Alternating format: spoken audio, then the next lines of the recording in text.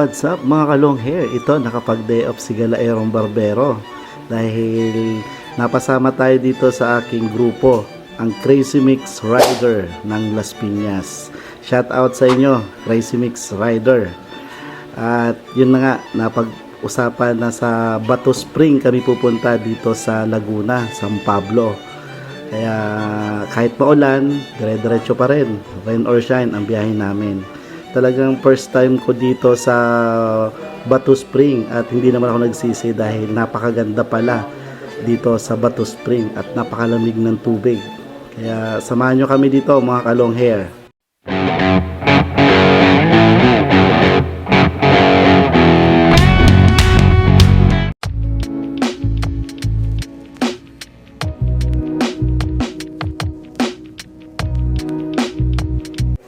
At yun mga kalong hair, ang lakas ng ulan. Kaya nandito kami nag-ipon-ipon sa cottage. Pero kahit maulan, sulit na sulit pa rin. Kumitan mo ako mamaya. Ako rin Galero. Kumitan mo ako mamaya. Ano masabi mo, Brad? Okay lang.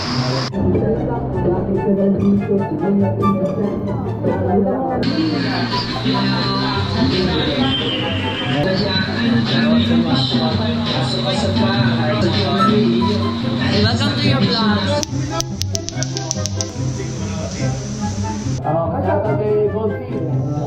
Dahil naman manalo to, tumakbo siya ng 1 and 2. Pwede 1, 2, 3 para may bronze, di ba? 1, 2, 3, sana tumakbo sa 1, 2, 3. Isama bronze. Okay. 1, 2, 3, sana manalo ka. Pag ako nanalo, ito, putang ina, gagawin kitang pole. Manalo si Cozy, nanalo na.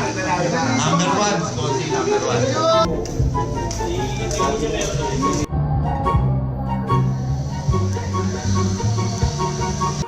At yun, maglakad-lakad muna tayo dito para makita natin ang ganda ng Bato Spring dito sa San Pablo, Laguna. Ayan, talagang nature spring talaga. Sobrang lamig. Ayan, may pabukal-bukal pa dito sa side na to. Kaya nilapitan ko, nakakaakit siya. Ayan, at daming naliligo. Dito pala yung pinakamalalim pero hindi naman lagpas ulo. Ayan, kung saan saan nalabas ang mga tubig. Kaya sulit talaga kahit maulan.